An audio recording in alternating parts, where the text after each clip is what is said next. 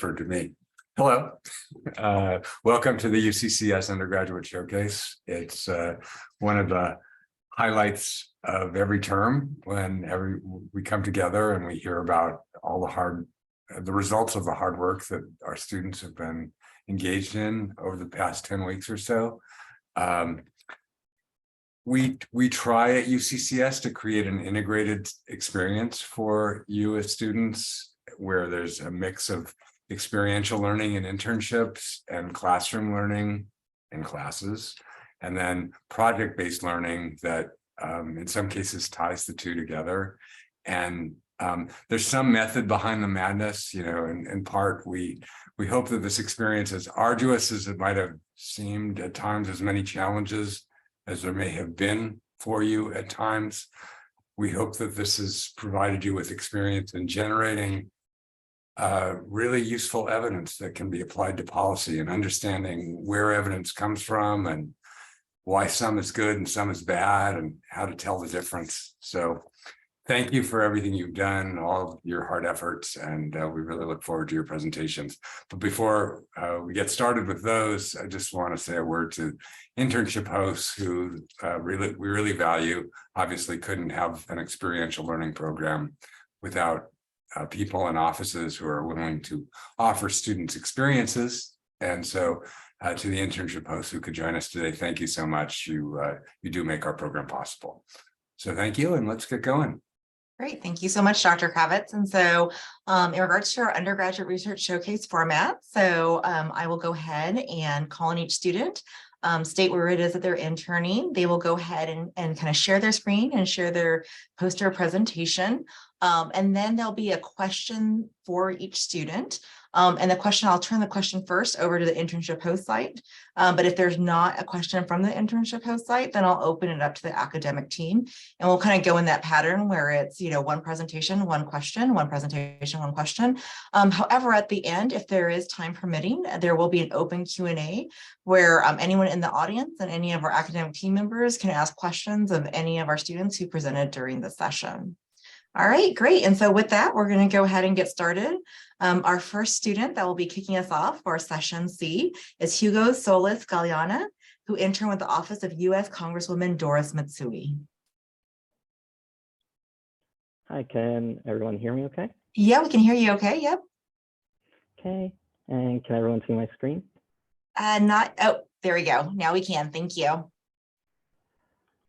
Okay, so earlier this year, Kansas voters voted on what was called the Value Them Both Amendment. Basically, it was a constitutional amendment that would have overturned a Supreme Court ruling that guaranteed that it stated that the state of Kansas did have a right to abortion.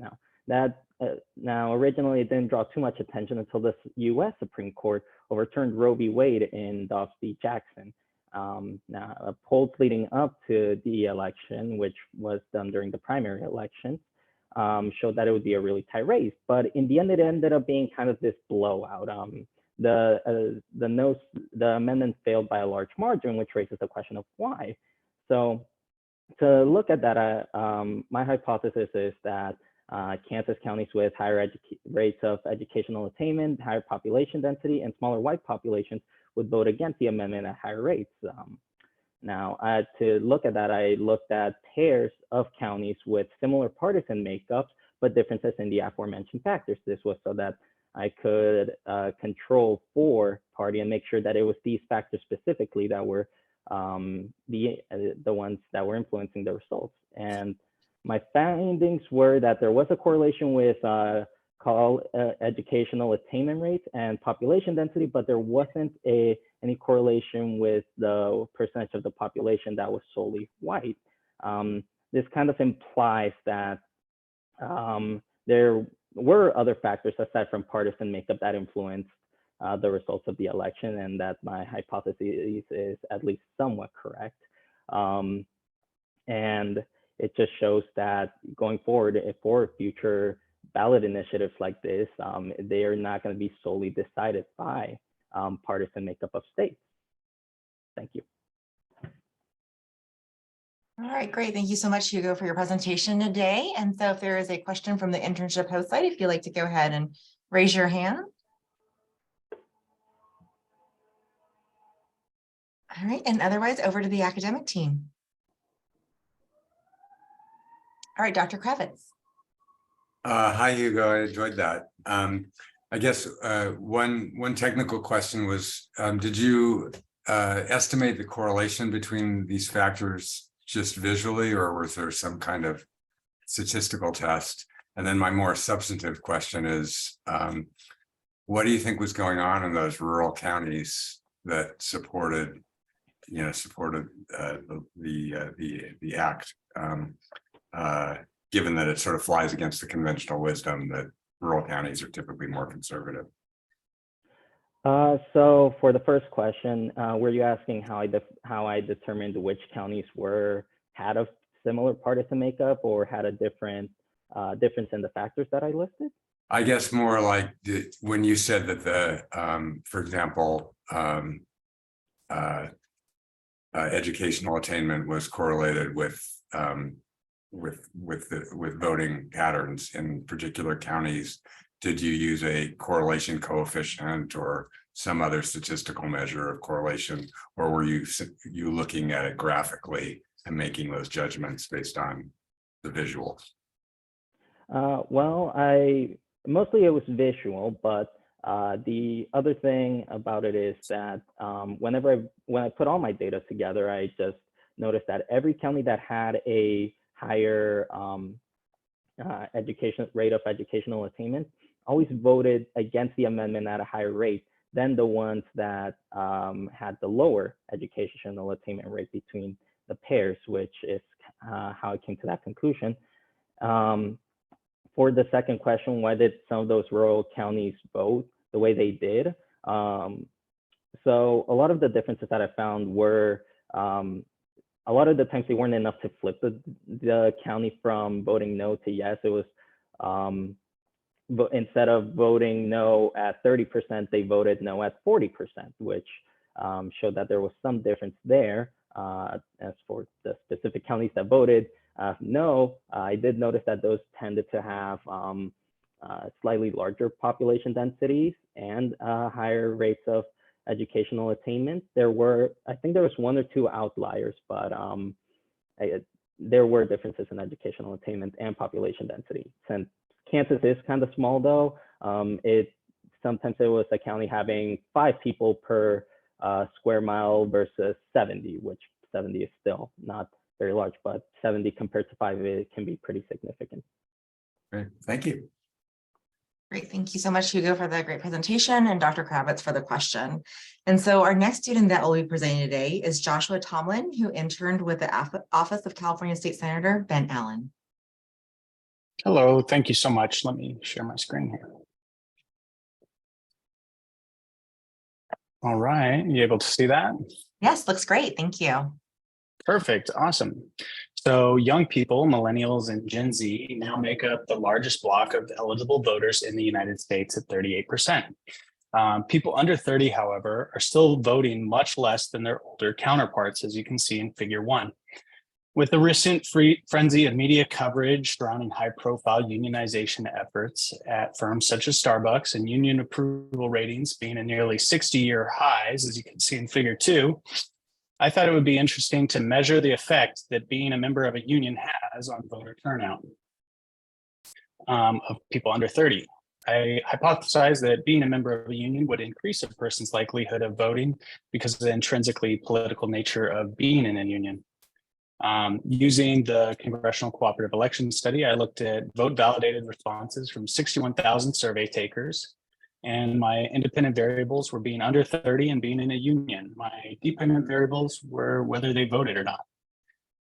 In Figure 3, you can see my findings, which show that people under 30 who are in a union are 6.5% more likely to vote compared to their non-union counterparts. After testing my hypothesis, I found that my findings were statistically significant with a p-value of less than 0.05. Although my findings were significant, that means nothing when you look at the continuously falling levels of union membership. However, recent passage of bills in California, such as AB 257 or the FAST Act, have brought some small wins for labor. The lawmakers should continue to increase protections for labor and protect people's rights to practice democracy in their workplace. Thank you. Great. Thank you so much, Joshua, for the great presentation. And if there is a question from their internship host site. And if not, over to our academic team. All right, Sharif Amlani.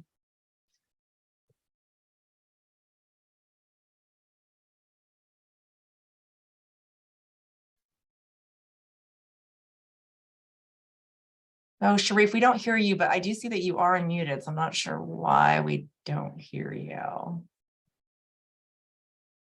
If you would like to type your question into Q&A, you can do that. I can read it off. Or if someone else had a question for him as well. I appreciate the effort. I just want to make a comment. I really like this presentation, Joshua, in part because the work is based on individual level data. It's often really difficult to get such data, and we see a lot of projects that involve county level analyses and so on. So this is just really nice work. Thank you. Yeah, thank you. Great. All right, Professor Butters. Right, that actually leads me to one of the questions that we talked about earlier in the quarter too. So you've got data for the whole CCS, which is 60,000 people across the United States. So is there any way to cut it down just to California, or is that not the case? Or is California maybe, I believe not big enough to make up a big enough sample there? I believe you could cut it down by state. People do select their state where they're at, but to get, around people under 30 who took the survey, there was only around 5,000 or so respondents. So I wanted to keep that as large as possible. Excellent. Good idea. Thanks. Yeah. Great. Thank you. Thank you so much, Joshua, for a great presentation. And thank you so much, Professor Butters, for that question. And so our next Thank you so much. Thanks. So our next student that will be presenting today is Casey Donovan, who interned with the Office of Assemblywoman Sharon Quirk Silva.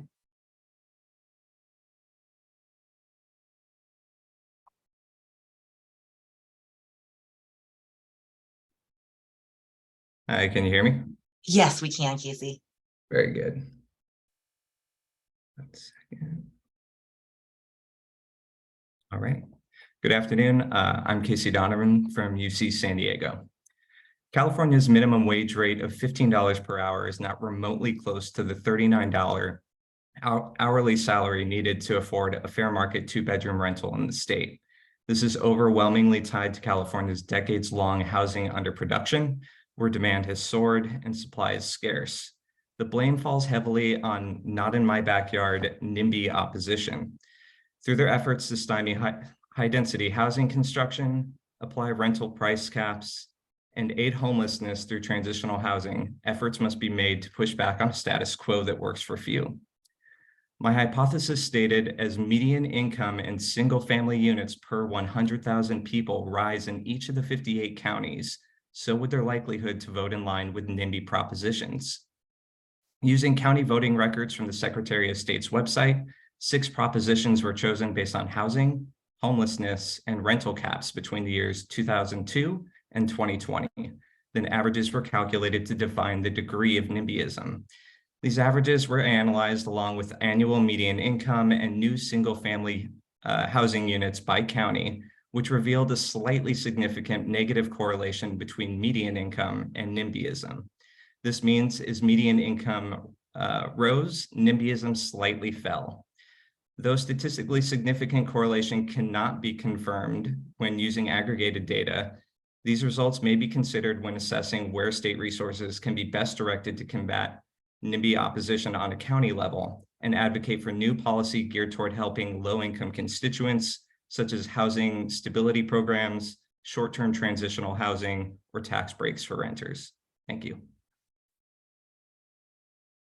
Great. Thank you so much, Casey, for that great presentation. If there's a question from the internship host site. Right, and if not, over to our academic team. All right, Professor Quila. Hi, Casey. Thank you for this really nice presentation. You mentioned some, kind of policy suggestions, but I was wondering what your thoughts were since you looked at, propositions.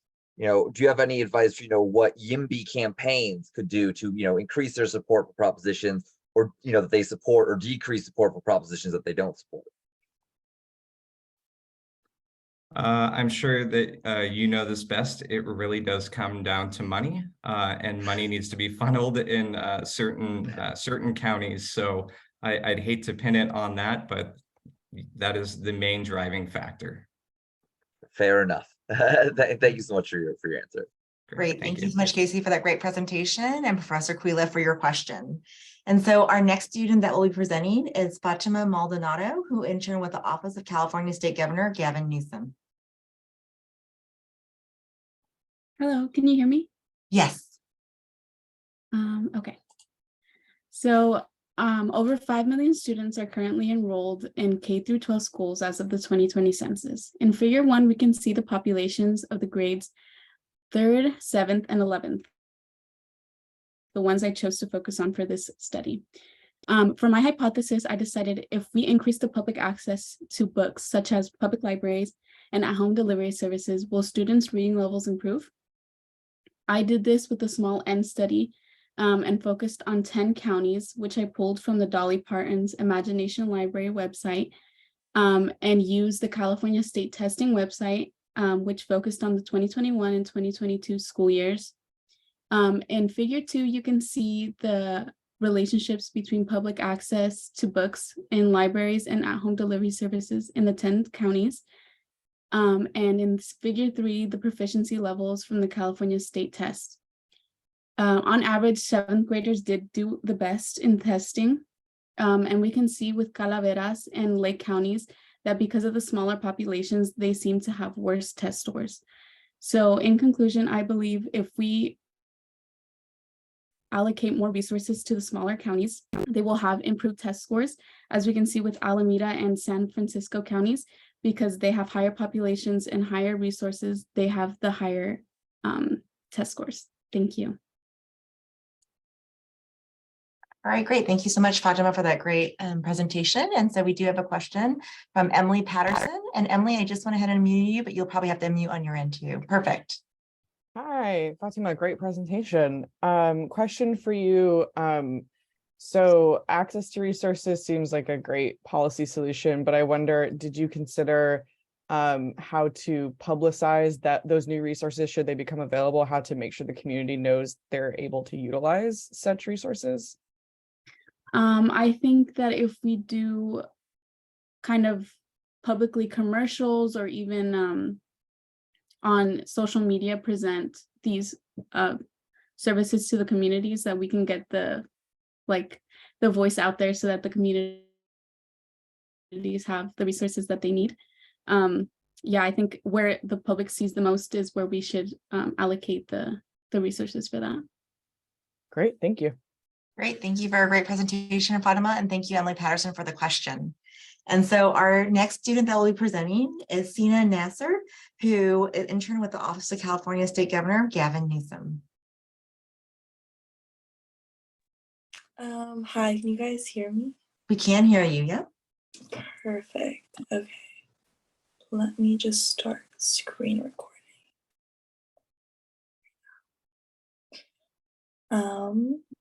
Can you guys see my screen? Yep, we can now. Great. Okay. The Middle Eastern North African community is in 56 of 58 counties in California, making up over 732,262 Californians. Yet when it comes to the census, they still are not being represented.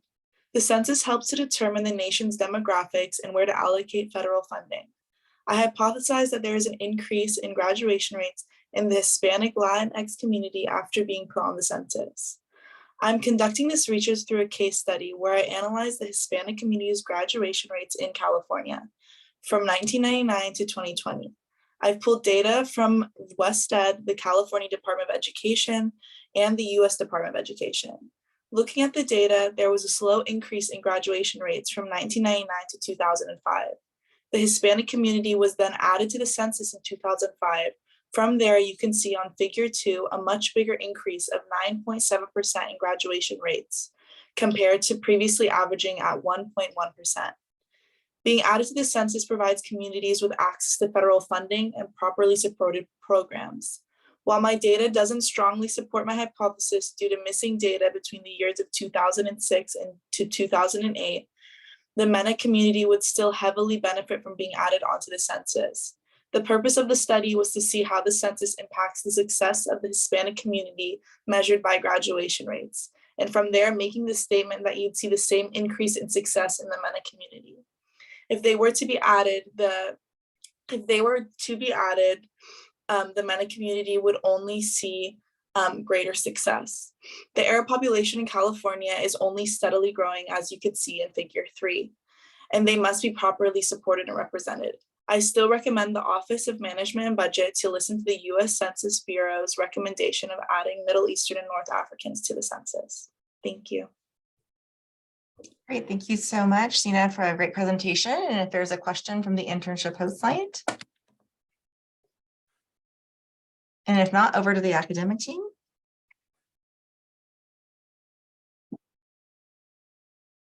All right, Professor Butters. All right, great job, Cena. Thanks for the presentation there. I just wanted you to maybe spend a little more time making a tighter connection for me about why you think that the MENA community would mirror what happened in the Hispanic community, above and beyond just having potentially more resources allocated because of being on the census. What about the MENA community is similar to the Hispanic community in that we think there'll be higher graduation rates with the census box? Well, I believe when I was conducting a lot of my research and looking at the MENA community as well as the Hispanic communities, when looking at different services offered to them previously and what they had access to prior to being put on the census, comparing like the Hispanic community's resources prior to the census, there was honestly a very similar amount of resources provided to both communities.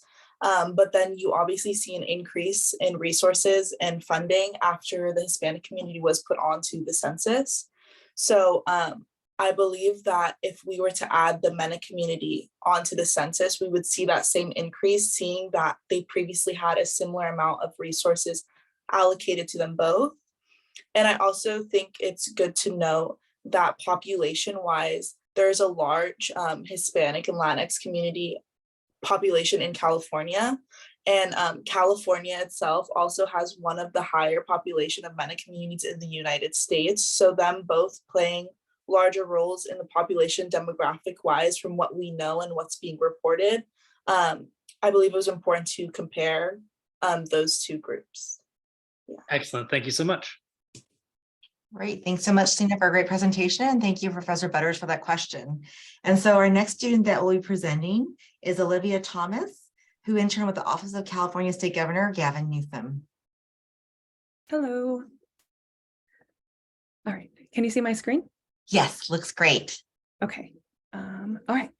So according to the United States Census Bureau, the number of people working from home tripled between the years of 2019 and 2021. California has a population of nearly 40 million people, most of which who experienced this sudden shift to extreme isolation. What were the early effects the pandemic had on domestic violence rates, and who suffered the most during this time? I hypothesize that we will see higher rates during 2020 and in lower income counties, counties that had higher levels of COVID outbreaks, and counties that had denser populations. In order to research this, I used data from the Office of the Attorney General and the United States Census Bureau to calculate the rate of domestic violence calls per 100,000 people. I will be looking at the rate across California as a whole, while also controlling for the factors that I stated previously. As seen in Figure 1, there was a 29% increase in domestic violence calls in the year 2020. The average in 2018, 2019, and 2021 came out to be 514%, while in 2020, the rate came out to be 543%. As seen in Figure 2, it does appear that lower income counties experience higher or called the domestic violence hotlines at a higher rate than middle and upper income counties. This research suggests that during these times, domestic violence lines are called more, and that people are need to, when they're required to stay home. A potential place to start in policymaking would be mandating arrests during these emergencies. According to many law firms, California is not mandated to arrest. They're encouraged to do so, but not mandated. Hopefully, moving forward, this will avoid another, as stated by the United Nations, shadow pandemic. Thank you. Great, thank you so much for a great presentation, Olivia. And then a question from the internship host site, Emily Patterson. Hi, Olivia, great job. Thank you. I have a question on some of the data that you collected. I would think that if you're at, in a residence with potentially someone who would not want to overhear such a phone call, that might discourage calling this phone line as well. I wonder if you gave any thought to that, as how that would have affected your numbers, and if you also had a policy solution for something, maybe a more subtle way to connect to help. Absolutely. I did take that in consideration when working through this. That's why I wanted to study the population density. So potentially populations that had more people might lead to like more dense households. And I expected that more urban counties would have higher rates, but as seen in the figure 4, it doesn't appear to do so. But with that in mind, I do think that policies that could address that potential issue would be having different ways for people to reach out for assistance when they need to call these hotlines. Great, thank you. Thank you. Thank you so much, Olivia, for a great presentation, and Emily Patterson for the question. And so our next student that will be presenting is Mark Wood, who interned with the Office of California State Governor Gavin Newsom's office.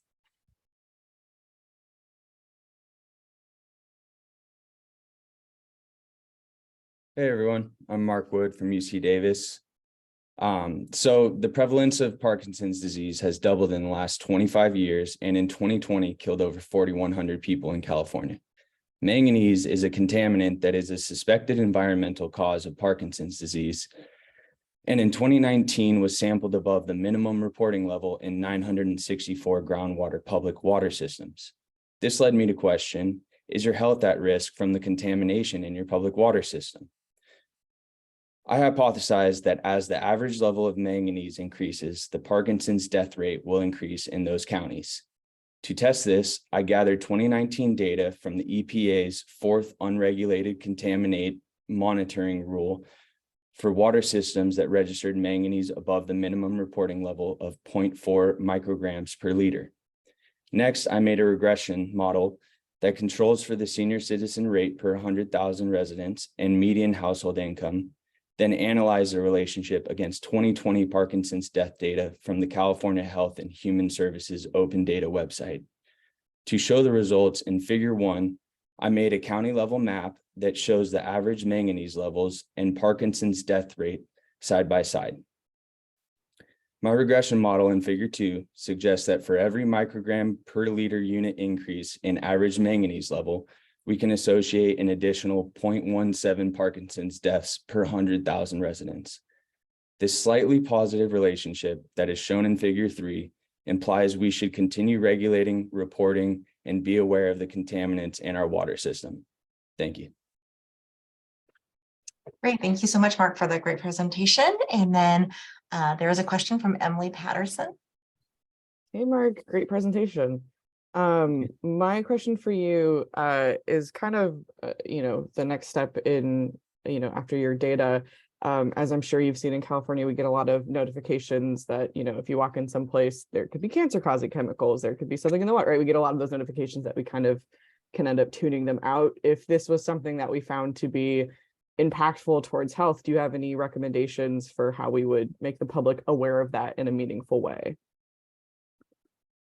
As far as the public, I think more can be done on the back end, because it's pretty feasible to filter out the manganese levels. And in terms of notifying the public, I think that because you can't just issue like a boil water memo to get metal out of the water. So you can, I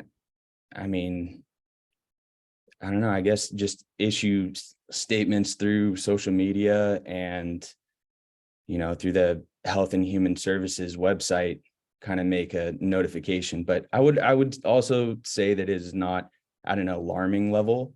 It's just something to look out in the future, you know, as more data comes out on manganese in water content and in water systems. Over time, you can kind of draw a stronger linkage. Awesome. Thank you. Yeah. Thank you, Mark, for a great presentation, and thank you, Emily Patterson, for the question. And so our next student that will be presenting is Caitlin Mulharvard, who interned with the Office of Lieutenant Governor Eleni Kunalaka. Hi, everyone. Let me share my screen.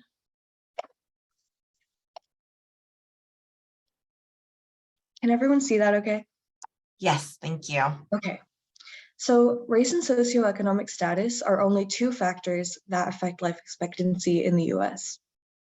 In LA County, life expectancy ranges from 69 to 93 years and varies greatly across neighborhoods. I aim to examine health inequity by analyzing the relationship between access to public goods and life expectancy. I hypothesize that life expectancy increases for residents who have more access to public goods. So I gathered data from Los Angeles city and community health profiles for 85 cities and communities in LA County between 2015 and 2018. For each city, I measured accessibility to public goods by looking at the percentage of the population living in close proximity to grocery stores, the number of libraries accounting for population in each city, and acres of recreational space per 1,000 population. And I compared these variables to life expectancy data. I found a slight increase in life expectancy with more access to public goods, as shown in the weak correlation in all three scatter plots. There's also a stronger correlation between access to recreational space and life expectancy than the other variables. Many other factors can also affect life expectancy, especially income level, which would be beneficial to account for in future research. To end off, some cities were strong in one area of public goods and weak in another. I suggest that local governments assess which areas are lacking and invest in a more equal distribution of public goods. Thank you. All right, thank you so much, Caitlin, for that presentation today. And so if there's a question from the internship host site, and if not, over to our academic team. All right, Professor Butters. Excellent. Thank you. Great job, Caitlin. I have a question for you here. I have a couple questions, but the first one, the major one, is just, can you tell us more about the individual connections that you think exist between the different public goods that you have listed here and life expectancy? Like, why is it grocery stores and life expectancy, and then libraries and life expectancy? Like, what is each of those things doing for someone that makes them live longer? I think that access to grocery stores, I think it would relate to life expectancy because diet does play a significant role in health outcomes. I think that for libraries, I did find that there was the least correlation between libraries and life expectancy, but in my research, I did believe that libraries would kind of correlate with education level, and that might lead to career opportunities or higher education. And so that's why I believed that it would correlate with life expectancy. With recreational space, I think that it had to do a lot with just physical health and nutrition. And so that's why I believed that these variables could correlate with life expectancy. Excellent. Thank you very much. Great. Thank you so much for a great presentation today, Caitlin. And thank you so much, Professor Butters, for that question. And so our next student that will be presenting is Julie Sharoma, who interned with Office of California State Attorney General Rob Bonta. Hello, and thank you. Let me share my screen really quick. All right, can you see this? Can you hear me all right? Yep, we can. Thank you, Julie. Okay, so hi, my name is Julie Sharoma. My campus is UC Santa Cruz. So this past year, abortion access has been at the forefront of American politics. The overturning of Roe v. Wade via Dobbs forces us to rethink the impact reproductive rights has on mothers and children. This research looks at past state-by-state abortion restrictions and cross-examines them with poverty rates to determine their combined effect on low fetal birth weight. According to the Children's Hospital of Philadelphia, low birth weight is related to worse fetal outcomes. Existing studies show that women's poverty already has an effect on fetal outcomes. This study examines the contribution abortion restrictions have on the health of fetuses at birth. It was hypothesized that in states with more abortion restrictions and higher poverty rates, fetal outcomes will be worse because rates of low birth weight will be higher. This comparative study analyzed the effect abortion access has on low birth weight, adjusting for poverty using the standard deviation of each abortion access category seen in Figure 1 and data from Figure 2. Data sources are from the Guttmacher Institute, the US Census Bureau, and the CDC. The results of this research found that both poverty rates and abortion access have positive correlations with low birth weight rates. Studying the combined effect of poverty and abortion access, findings show that poorer states have more abortion restrictions and worse fetal outcomes, supporting the hypothesis. By comparing Figures 3 and 4, we see the overlap between abortion restrictive states and high poverty states falls in the Midwest and the South. California is amongst the states that are very protective of abortion access and with relatively low poverty rates. The results of the study suggest that increasing abortion access to women in poverty will help them avoid carrying out pregnancies that may result in unhealthy children. To do this, California should put more funding into public programs that support reproductive health. We should also prioritize helping women seek abortions from out of state. These are policies that will best support women and unborn children as we move forward. Thank you. Great, thank you, Julie, for a great presentation today. And if there's a question from the internship host site. And if not, over to our academic. Oh, there we go. Cesar Rose, I went ahead and unmuted you. You may need to unmute on your end as well. Yes, hi, Julie. Oh, perfect. Great presentation. How do you think we can, well, this is a great, really interesting topic, first of all, and really, how do you think we can like spread awareness between the correlation with poverty rates and low birth weight? And when we adopt policies and advocate for these policies in California, how do you think we can promote these resources in the community for people who need these, this resource? Yeah, that's a great question. I think that the best way to kind of spread awareness is, of course, going to organizations such as Planned Parenthood or these interest groups that have interest inside expanding abortion access so that they can kind of do work on their end because they're already in a place that they can set up to be advertising and kind of pushing for awareness. So that's one way. And then we also need, at least inside the legislature, lobbyists and funding to get people to push for legislative change. So that's the two kind of things that I would think of, just interest groups and lobbying. Thank you. All right, thank you, Julie, for a great presentation. And thank you, Cesar Rose, for the great question. And so with that, I'm going to go ahead and let Brooke stop the recording.